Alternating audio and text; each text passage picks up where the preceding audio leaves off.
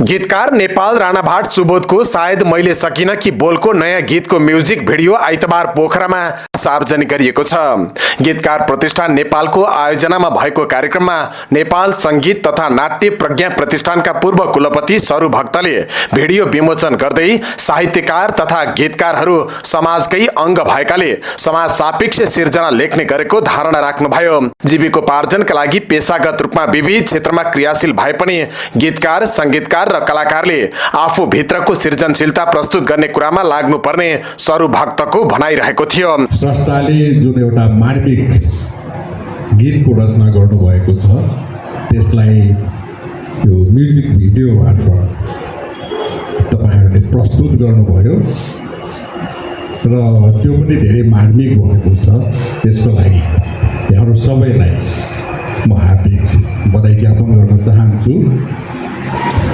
वास्तवमा यो साहित्य, संगीत, कला आदि जति पनि वाङ्मय क्षेत्रहरू छन् ती क्षेत्रहरू सबै व्यक्तिका क्षेत्रहरू। हामी कहिलेकाहीँ साहित्य भनेको खालि साहित्य रचना गर्ने व्यक्तिहरूको मात्र क्षेत्र हो। संगीत भनेको खालि संगीतमा लागिरहने या संगीत सम्बन्धी कुनै जागिर खाइरहने यस्ता व्यक्तिहरूको मात्र क्षेत्र हो भन्ने खालको यो धेरै समाज जति अगाडि बढेको भए पनि हामी अधिकांश व्यक्तिहरूको सोच यस्तै रहेको छ। साहित्यकार भनेको अलिक फरक, समाजका अन्य क्षेत्रका व्यक्तिहरूभन्दा अलिक फरक हुन्। गायकगायिकाहरू पनि अलिक फरक हुन्। यो अरू चित्रकला, ललित कलामा साधनारत व्यक्तिहरूको व्यक्तित्व पनि फरक हुन्छ। अब तिनीहरू यो समाजभन्दा अलिक फरक क्षेत्रबाट आएका व्यक्तिहरू हुन् जस्तो खालको एउटा मनोवृत्ति, उनीहरूलाई सोच्ने बारेमा मनोवृत्ति चाहिँ अहिले पनि देखिन्छ। वास्तवमा यी सबै चिजहरू हामी जुन साहित्यको रचना गर्छौँ, जुन सङ्गीतको रचना गर्छौँ, गायन गर्छौँ या अभिनयहरू गर्ने गर्छौँ, यी सबै चिज नै यही समाजभित्रका उत्पादनहरू हुन्। यही समाजलाई देखेर, यही समाजमा बाँचेर भोगेर नै हामीले यही समाजको लागि नै गर्ने हो। त्यसैले साहित्यकार एउटा समाजको अभिन्न अङ्ग, गीतकार समाजको एउटा अभिन्न अङ्ग, गायक गायिकाहरूको समाजको एउटा अभिन्न अङ्गको रूपमा रहेको हुन्छ। त्यसैले कुनै क्षेत्र, चाहे अब कुनै जागिरी जीवनबाट आएका व्यक्ति हुन्, कुनै शैक्षिक पृष्ठभूमिका व्यक्तिहरू हुन्, नेताहरू, देशका ठुला नेताहरू, कहिलेकाहीँ हामीले एउटा विशेषण के दिन्छौँ भने विश्वेश्वर प्रसाद कोइराला ठुला राजनेता थिए, उनी साहित्यकार पनि थिए भन्छौँ के। मानव राजनेता हुनु फरक कुरा हो, साहित्यकार हुनु फरक कुरा हो। हामीका सबभन्दा ठुलो उदाहरण त त्यही छ। त्यसैले अनि कुनै डाक्टरी क्षेत्रबाट, कुनै इन्जिनियरिङको क्षेत्रबाट, कुनै प्रशासनिक क्षेत्रबाट कोही व्यक्तिहरू साहित्यमा आए भने अर्कै क्षेत्रबाट आएको भने जस्तो अनुभूति हामी गरिरहन्छौँ। वास्तवमा यो साहित्य, सङ्गीत, कला त सबै व्यक्तिको, सबै क्षेत्रका व्यक्तिहरूको हुन्। सङ्गीत सबैले सुन्छ, खालि सङ्गीतकारहरूले, गायक गायिकाले मात्र सुन्ने विषय होइन। देश विदेशमा हरेक व्यक्तिले सुनिरहेको हुन्छ, साहित्य हरेक व्यक्तिले पढिरहेको हुन्छ र तिनै क्षेत्रबाट, त्यही समाजबाट नै समाजका विभिन्न अङ्गहरूमा कार्यरत, जीविकोपार्जनको लागि या राष्ट्र सेवाको लागि विभिन्न क्षेत्रमा कार्यरत व्यक्तिहरू मध्येबाट नै कोही साहित्यकार हुन्छन्, कोही कलाकार हुन्छन्, कोही गायक हुन्छन्, कोही गायिका हुन्छन्। त्यसले यो एउटा सामाजिक जुन एउटा सोच छ, एउटा परम्परागत जुन चिन्तन छ, त्यो चिन्तनमा अब परिवर्तन आउनुपर्छ। देशमा त धेरै परिवर्तनहरू आए, राजनैतिक परिवर्तनहरू धेरै आए। अब यो सोचमा पनि, यो वाङ्मयिक सोचमा पनि अलिकति परिवर्तन आउनुपर्छ जस्तो मलाई महसुस हुन्छ। उहाँले नेपाल राणाभाट शैक्षिक प्रशासनका क्षेत्रमा क्रियाशील भएर पनि आफूभित्रको सृजनशीलतालाई सुन्दर ढङ्गले प्रस्तुत गरिरहेको बताउनुभयो। नेपाल राणाभाटज्यू अब प्रशासनिक क्षेत्रबाट र एउटा राष्ट्र सेवाको एउटा क्षेत्रबाट देखा पर्नु भएको छ।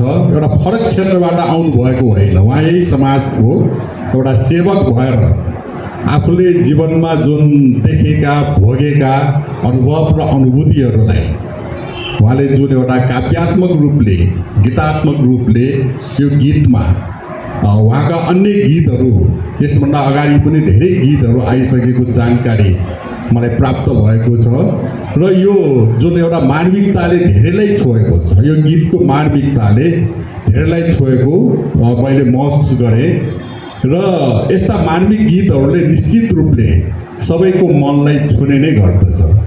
त गीत यति सामान्य रूपले हामीले हेर्दाखेरि गीतलाई गीत त हो नि, एउटा सामान्य गीत त हो नि भन्ने अर्थमा हेरिरहेका हुन्छौँ। तर अहिलेको समयमा गीतलाई पनि एउटा गम्भीर साहित्यको रूपमा, एउटा गम्भीर एउटा कलाकृतिको रूपमा यसलाई चाहिँ मूल्याङ्कन गरिनुपर्छ भन्ने सोच पनि अहिले एउटा नयाँ किसिमको सोच पनि विकास भइरहेको छ। गीतकार राणाभाटले लेखनदेखि भिडियो निर्माणसम्मको अनुभव सुनाउँदै आफूले कुनै पनि गीत सार्वजनिक गर्नु अघि लक्षित वर्गलाई देखाएर मात्रै सार्वजनिक गर्ने गरेको बताउनुभयो।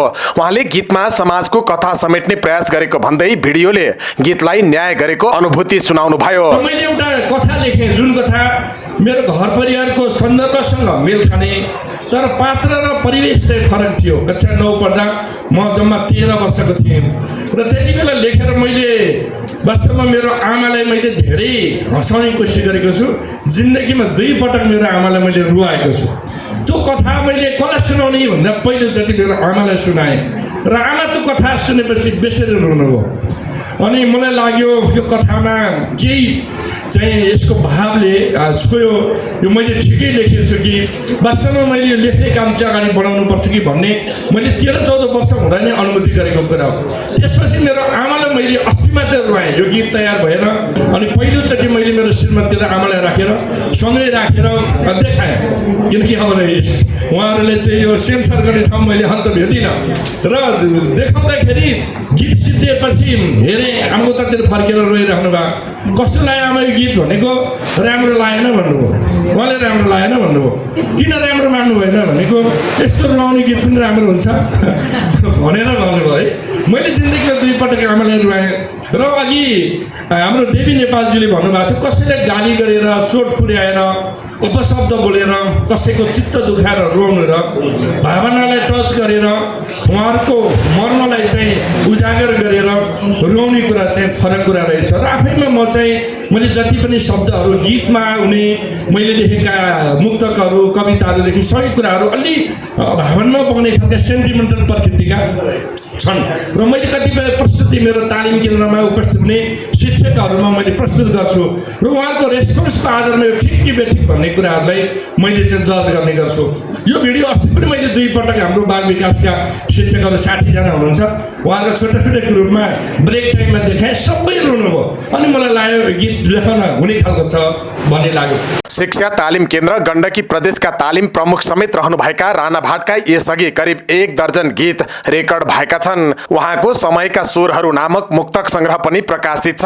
राणाभाटकै रचनामा केही समय अघि सार्वजनिक भएको तिम्रो माया फूल जस्तै बसायो बोलको गीतको म्युजिक भिडियो निकै लोकप्रिय बनेको छ। कार्यक्रममा साहित्यकार प्राध्यापक डाक्टर देवी नेपालले राणाभाटको प्रशासनिक र गीतकारिताको चर्चा गर्नुभएको थियो।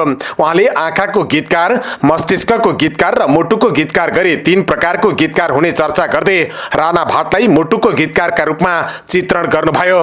मानवीय संवेगलाई छोएर लेख्न सक्ने गीतकार नै मुटुको गीतकार हुने भन्दै उहाँले राणाभाटको संवेगात्मक गीतलाई भिडियोले थप जीवन्तता दिएको स्पष्ट पार्नुभयो। यो गीतको क्षेत्रमा गीतकारको मूल्याङ्कन गर्दाखेरि मैले 3 तरिकाका गीत यो गीतकार भन्ने गरेको छु। एकजना गीतकार आँखाको गीतकार, अर्को गीतकार मस्तिष्कको गीतकार, अर्को गीतकार मुटुको गीतकार। आँखाको गीतकारले दृश्य मात्रै वर्णन गरेको पाइन्छ, आँखाको गीतकारको दृश्य मात्रै हुन्छ गीतभित्र, मस्तिष्कको गीतकारको सूचना मात्रै हुन्छ गीतभित्र, त्यहाँ चाहिँ ज्ञानको पाटो मात्रै हुन्छ। तर मुटुको गीत गीतकारको चाहिँ हामी प्रत्येक व्यक्तिलाई संवेदनशील बनाइदिने क्षमता हुन्छ। त्यसैले सुबोध सर चाहिँ मुटुको गीतकार हो भन्ने मैले बुझेँ। उहाँ चाहिँ मुटुको गीतकार हो। अनि मुटुको गीतकारको चाहिँ भाषा पनि फरक हुन्छ। फेरि सूचनाको भाषा चाहिँ तथ्यमा आधारित हुन्छ, जे हो त्यही हुन्छ। मस्तिष्कको भाषा त्यो ज्ञानमूलक हुन्छ, तथ्यमै आधारित हुन्छ। मुटुको भाषा संवेगको भाषा हुन्छ। त्यो संवेगको भाषा चाहिँ उहाँले बोलेको भाषा मैले बोलेकोसँग मिल्छ, मैले बोल्नेसँग मिल्छ। अनि त्यो सामान्यभन्दा विशिष्ट प्रकृतिको हुन्छ।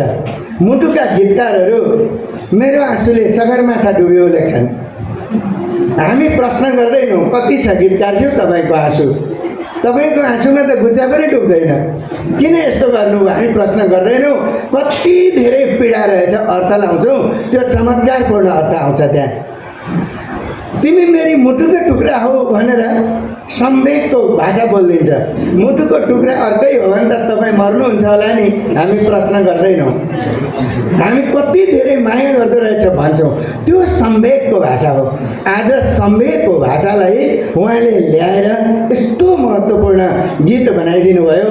वास्तवमा हामीलाई रुवाउने मान्छे मन पर्दैन, चित्त दुखाउने मान्छे मन पर्दैन, तर चित्त दुखाउने रुवाउने गीत मनपर्छ।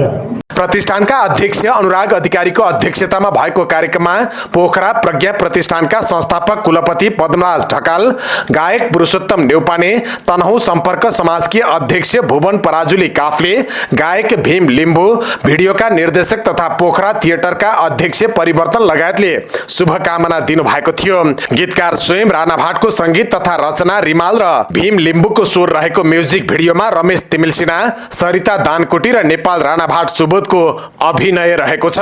भिडियो OSR डिजिटल युट्युबमा हेर्न सकिने बताइएको छ।